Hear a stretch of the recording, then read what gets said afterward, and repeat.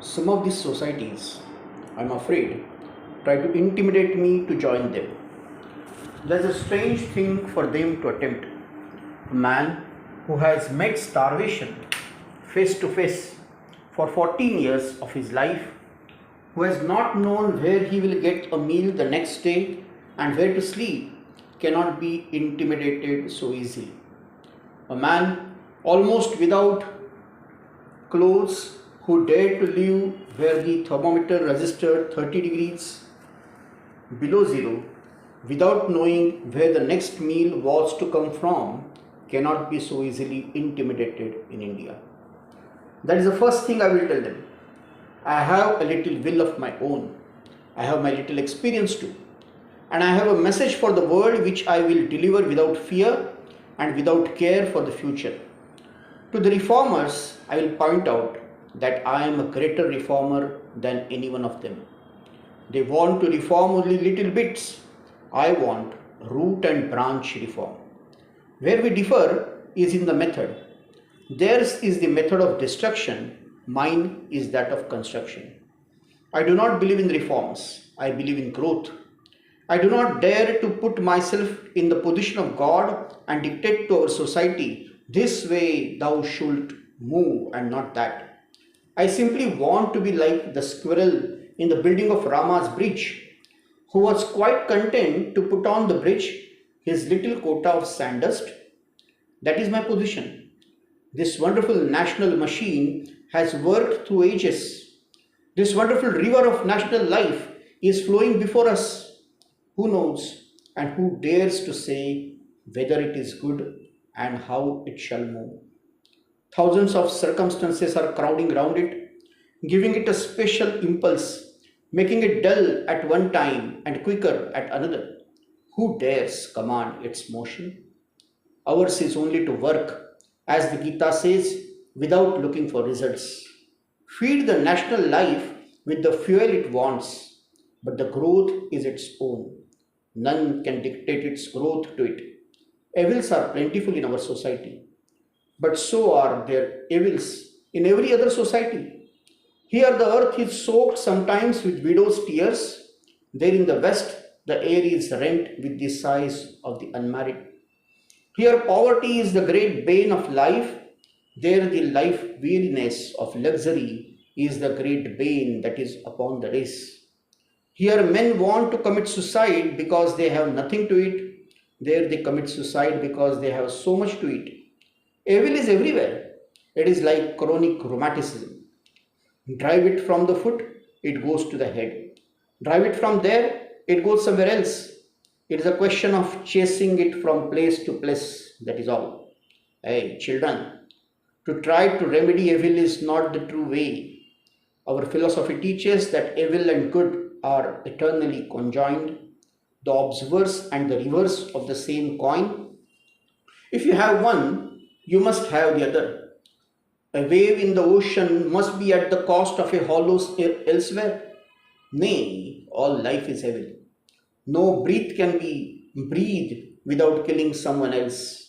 Not a morsel of food can be eaten without depriving someone of it. This is the law.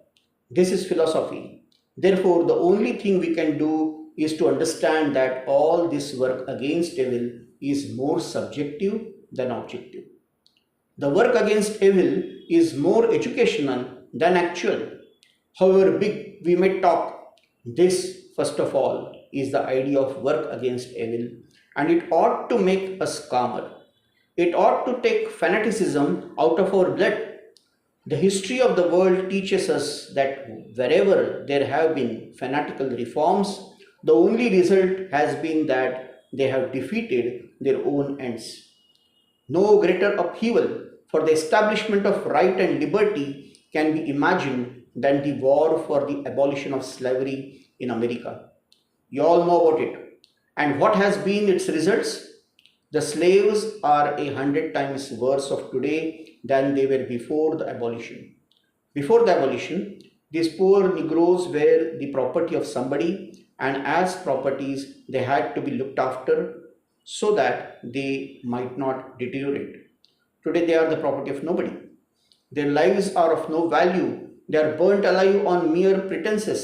They are shot down without any law for their murderers, for they are called niggers. They are not human beings. They are not even animals. And that is the effect of such violent taking away of evil by law or by fanaticism. Such is the testimony of history against every fanatical movement. Even for doing good, I have seen that. My own experience has taught me that. Therefore, I cannot join any one of these condemning societies. Why condemn? There are evils in every society. Everybody knows it.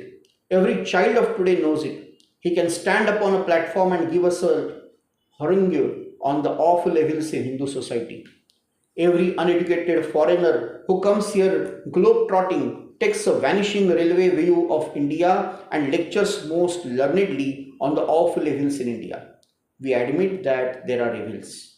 Everybody can show what evil is, but he is the friend of mankind who finds a way out of the difficulty. Like the drowning boy and the philosopher. When the philosopher was lecturing him, the boy cried, "Take me out of the water first." So our people cry.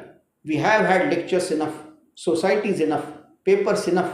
Where is the man who will lend us a hand to drag us out? Where is the man who really loves us? Where is the man who has sympathy for us? Hey, that man is wanted. That is where I differ entirely from these reform movements. For 100 years, they have been there. What good has been done except the creation of a most vituperative, a most condemnatory literature? Would to God it was not here. They have criticized, condemned, abused the Orthodox until the Orthodox have caught their tone and paid them back in their own coin, and the result is the creation of a literature in every vernacular which is the shame of the race, the shame of the country. Is this reform? Is this leading the nation to glory? What fault is this? There is then another great consideration. Here in India, we have always been governed by kings. Kings have made all our laws. Now the kings are gone, and there is no one left to make a move. The government dare not. It has to fashion its ways according to the growth of public opinion. It takes time, quite a long time, to make a healthy, strong public opinion which will solve its own problems, and in the interim, we shall have to wait. The whole problem of social reform, therefore, resolves itself into this. Where are those who want reform? Make them first. Where are the people? The tyranny of the minority is the worst tyranny that the world ever sees. A few men who think that certain things are evil will not make a nation move. Why does not the nation move? First, educate the nation. Create your legislative body, and then the law will be forthcoming. First, create the power, the sanction from which the law will spring. The kings are gone. Where is the new sanction, the new power of the people?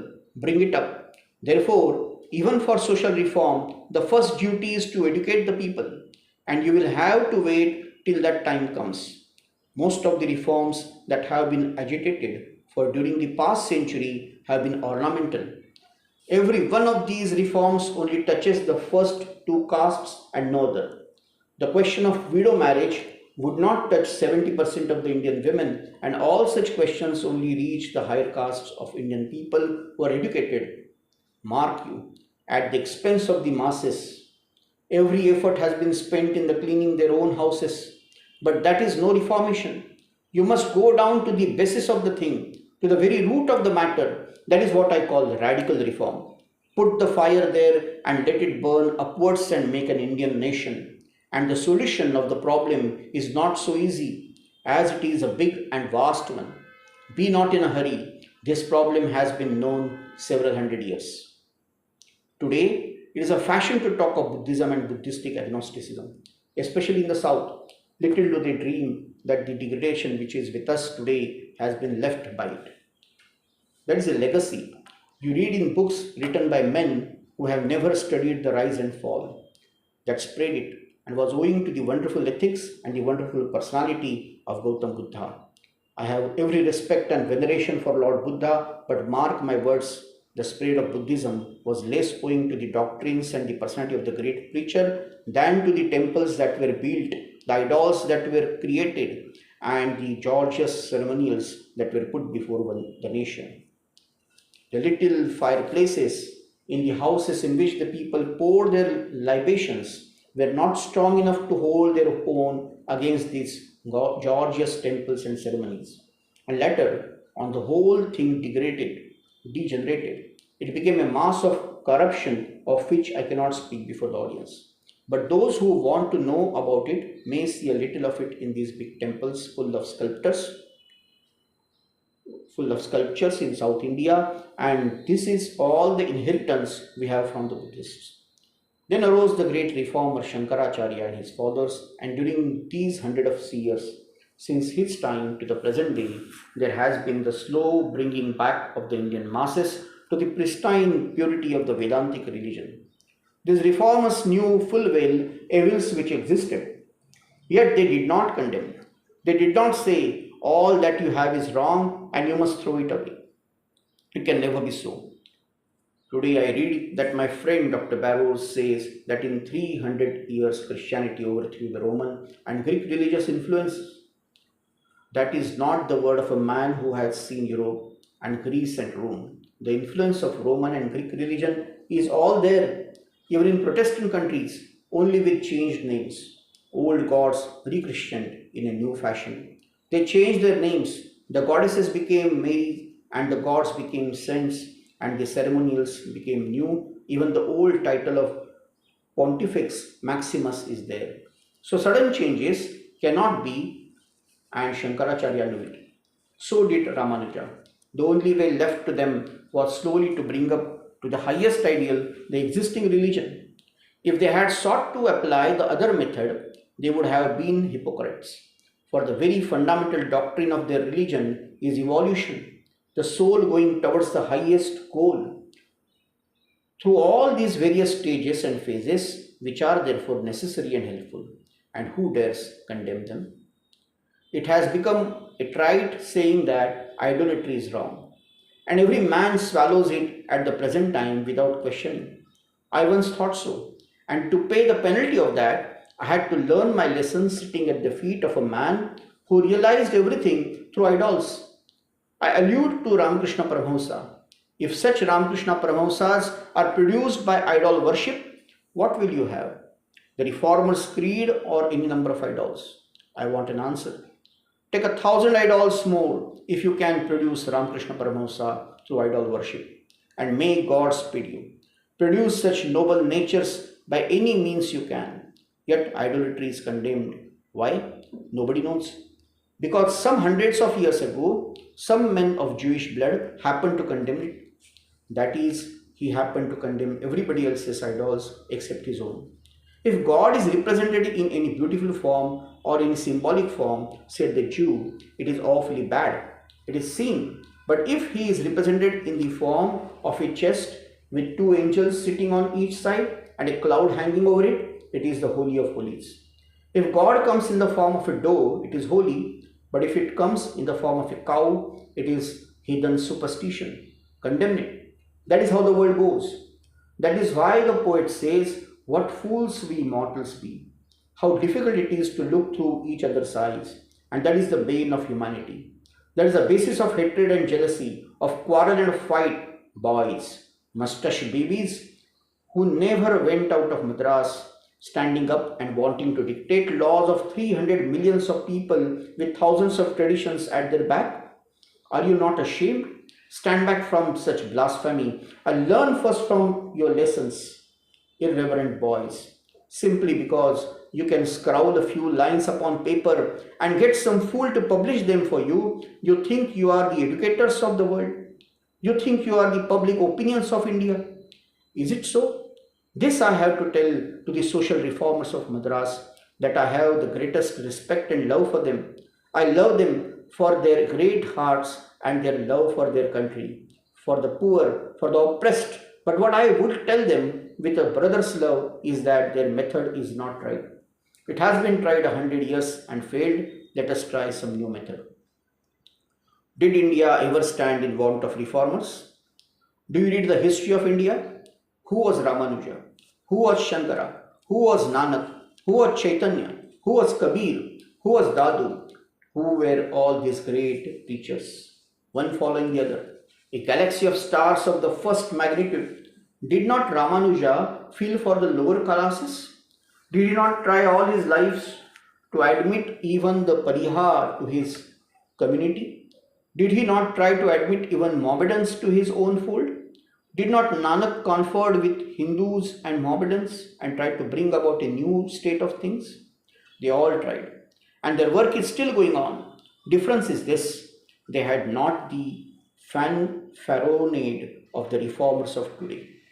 They had no curses on their lips as modern reformers have. Their lips pronounced only blessings. They never condemned. They said to the people that the rest must always grow. They looked back and they said, "O Hindus, what you have done is good. But my brothers, let us do better." They did not say, "You have been wicked. Now let us be good." They said, "You have been good, but let us now be better." That makes a whole of difference. We must grow according to our nature. Vain is it to attempt the lines of action that foreign societies have engrafted upon us. It is impossible. Glory unto God that it is impossible. That we cannot be twisted and tortured into the shape of other nations. I do not condemn the institutions of other races. They are good for them, but not for us. What is meant for them may be poison for us. That is the first lesson to learn. With other sciences, other institutions, and other traditions behind them, they have got their present system. We, with our traditions, with thousands of years of karma behind us, naturally can only follow our own bent, run in our own grooves, and that we shall have to do. What is my plan then? My plan is to follow the ideas of the great ancient masters. I have studied their work, and it has been given unto me to discover the line of action they took. They were the great originators of society. They were the great givers of strength and of purity and of life. They did most marvelous work. We have to do most marvelous work also. Circumstances have become a little different, and in consequence, the lines of action have to be changed a little, and that is all. I see that each nation, like each individual, has one theme in this life, which is its center, the principal note around which every other note comes to form the harmony. In one nation, political power is its vitality, as in England, artistic life in another, and so on. In India, religious life forms the center, the keynote of the whole music of national life. And if any nation attempts to throw off its national vitality, the direction which has become its own through the transmission of centuries, that nation dies if it succeeds in the attempt. And therefore, if you succeed in the attempt to throw off your religion and take up either politics or society or any other things as your center, as the vitality of your national life, the result will be that you will become extinct. To prevent this, you must make all and everything work through that vitality of your religion. Let all your nerves vibrate through the backbone of your religion. I have seen that I cannot preach even religion to Americans without showing them its practical effects on social life. I could not preach religion in England without showing the wonderful political changes the Vedanta could bring.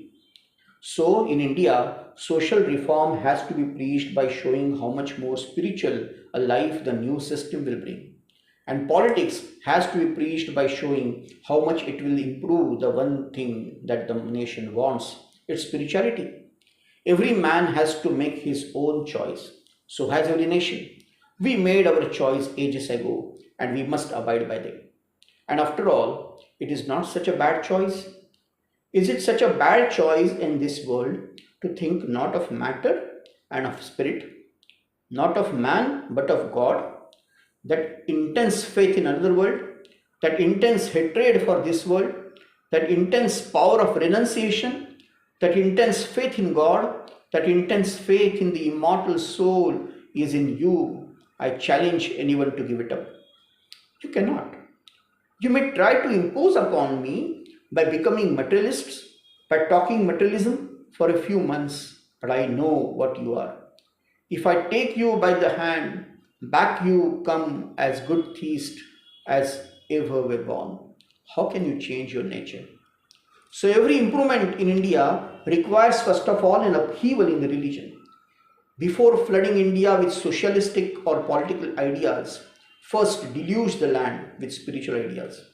The first work that demands our attention is that the most wonderful truths confined in our Upanishads, in our scriptures, in our Puranas must be brought out from the books, brought out from the monasteries, brought out from the forests, brought out from the possession of selected bodies of people and scattered broadcast all over the land, so that these tools might run like fire all over the country, from north to south, from east to west, from the Himalayas to Comorin, from Sindh to the Brahmaputra. Everyone must know of them, because it is said, this has first to be heard, then thought upon, and then meditated upon.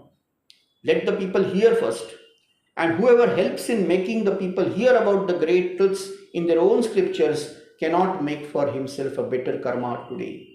Says our Vyasa, in the Kali Yuga, there is one karma left. Sacrifices and tremendous tapasyas are of no avail now. Of karma, one remains, and that is the karma of giving. And of these gifts, the gift of spirituality or spiritual knowledge is the highest. The next gift is the gift of the secular knowledge. The next is the gift of life, and the fourth is the gift of food. Look at this wonderfully charitable race. Look at the amount of gifts that are made in this poor country. Look at the hospitality where a man can travel from the north to the south, having the best in the land, being treated always by everyone as if he were a friend, and where no beggar starves so long as there is a piece of bread anywhere. In the land of charity, let us take up the energy of the first charity. Take diffusion of spiritual knowledge, and that diffusion should not be confined within the bounds of India. It must go out all over the world. It has been the custom. Those that tell you that Indian thought never went outside of India, those that tell you that I am the first sannyasin who went to foreign lands to preach, do not know the history of this old race. Again and again, this phenomena has happened. Whenever the world has required it, this perennial flood of spirituality has overflowed and deluged the world. Gifts of political knowledge can be made with the blast of trumpets and the march of cohorts. Gifts of secular knowledge and social knowledge can be made with the fire and sword, but spiritual knowledge can only be given in silence, like the dew that falls unseen and unheard, yet bringing into bloom masses of roses. That has been the gift of India to the world again and again. Whenever there has been a great conquering race, bringing the nations of the world together, making roads and transit possible, immediately India arose and gave her quota of spiritual power to the sum total of the progress of the world. This happened ages before Buddha was born, and remnants of it are still left in China, in Asia Minor, and in the heart of the Malayan archipelago. This was the case when the great Greek conqueror united the four corners of the then known world. Then rushed out Indian spirituality, and the boasted civilization of the West is but the remnant of that deluge. Now the same opportunity has again come. The power of England has linked the nations of the world together as was never done before. English roads and channels of communication rush from one end of the world to the other. Owing to English genius, the world today has been linked in such a fashion as has never before been done. Today, trade centers have been formed such as have never been before in the history of mankind, and immediately, consciously or unconsciously, India rises up and pours forth her gifts of spirituality, and they will rush through these roads till they have reached the very ends of the world. That I went to America was not my doing or your doing, but the God of India, who is guiding her destiny, sent me, and will send hundreds of such to all the nations of the world. No power on earth can resist it. This also has to be done. You must go out to preach your religion. Preach it to every nation under the sun. Preach it to every people. This is the first thing to do. And after preaching spiritual knowledge, along with it will come that secular knowledge and every other knowledge that you want. But if you attempt to get the secular knowledge without religion, I tell you plainly, vain is your attempt in India. It will never have a hold on people. Even the great Buddhistic movement was a failure partially on account of that. Therefore, my friends, my plan is to start institutions in India to train our young men as preachers of the truths of our scriptures in India and outside India.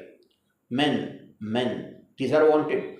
Everything else will be ready, but strong, vigorous, believing young men, sincere to the backbone, are wanted. 100 such and the world becomes revolutionized.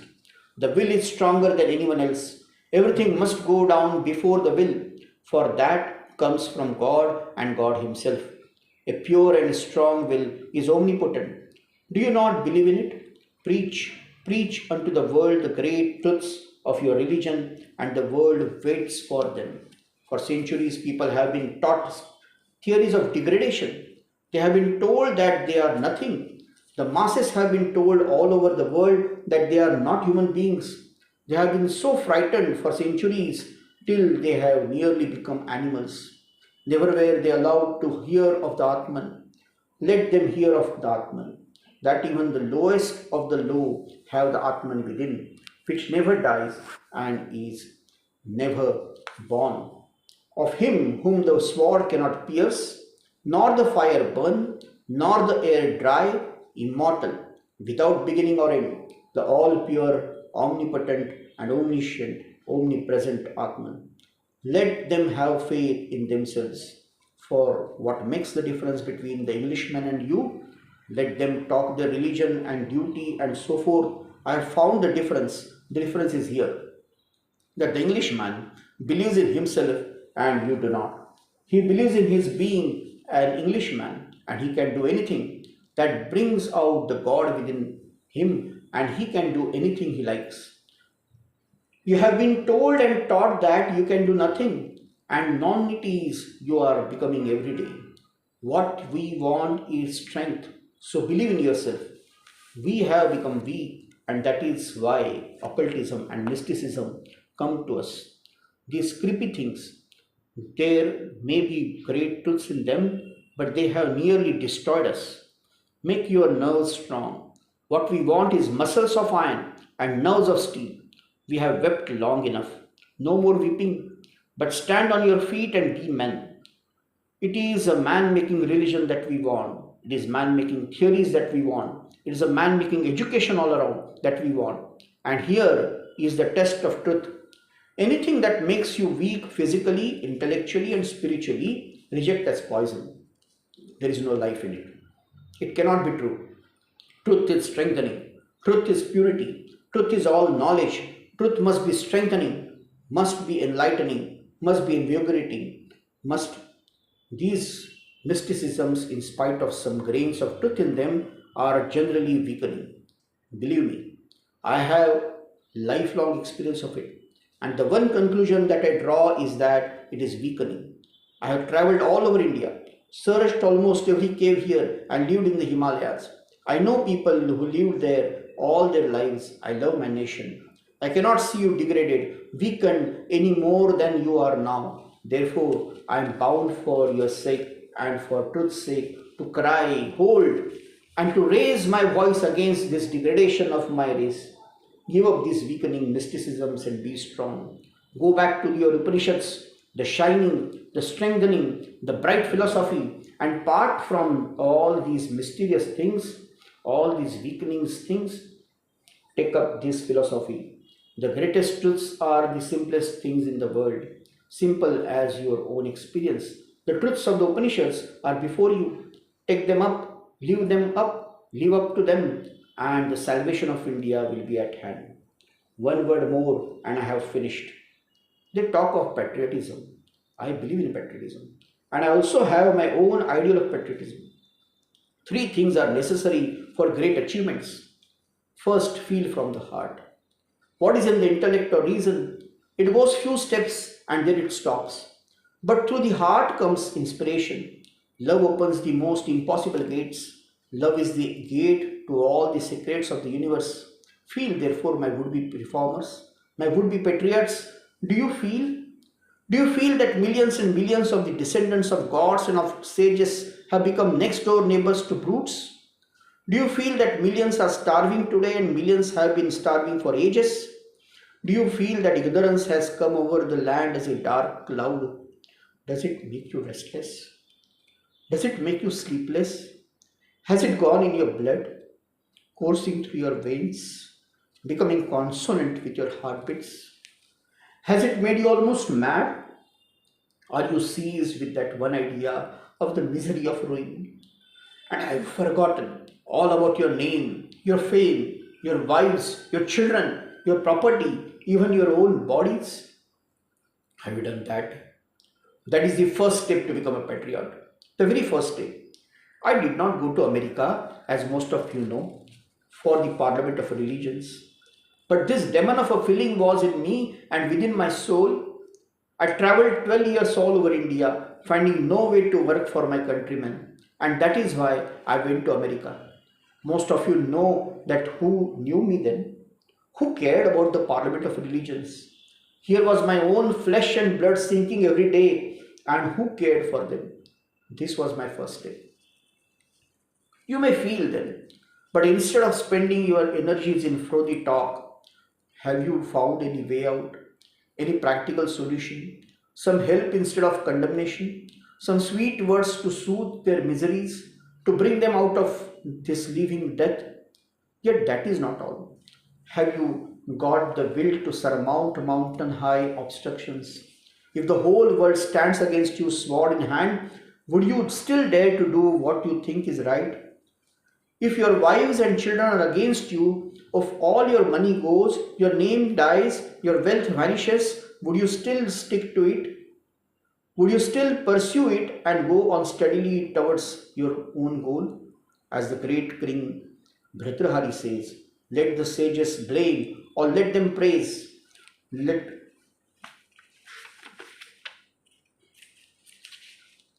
the goddess of fortune come or let her go wherever she likes. Let death come today or let it come in hundreds of years. He indeed is the steady man who does not move 1 inch from the way of truth. Have you got that steadfastness? If you have these three things, each one of you will work miracles. You need not write in the newspapers. You need not go about lecturing. Your very face will shine. If you live in a cave, your thoughts will permeate even through the rock walls, will go vibrating all over the world for hundreds of years, maybe until they will fasten on to some brain and work out there. Such is the power of thought, of sincerity, and of purity of purpose. I am afraid I am delaying you, but one word more.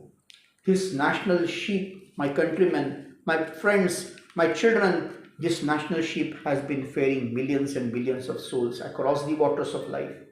For scores of shining centuries, it has been plying across this water. And through its agency, millions of souls have been taken to the other shore, to blessedness. But today, perhaps through your own fault, this boat has become a little damaged, has sprung a leak, and would you therefore curse it? Is it fit that you stand up and pronounce malediction upon it?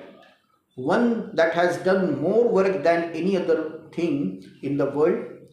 If there are holes in this national ship, this society of ours, we are its children. Let us go and stop the holes. Let us gladly do it with our heart's blood, and if we cannot, then let us die. We will make a plug of our brains and put them into the ship, but condemn it never. Say not one harsh word against this society. I love it for its past greatness. I love you all because you are the children of gods and because you are the children of the glorious forefathers. How then can I curse you? Never. All blessings be upon you. I have come to you, my children, to tell you all my plans. If you hear them, I am ready to work with you. But if you will not listen to them and even kick me out of India, I will come back and tell you that we are all sinking.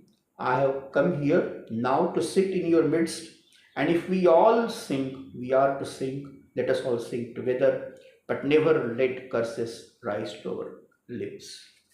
Swami Vivekananda, my plan of campaign, a Chennai lecture.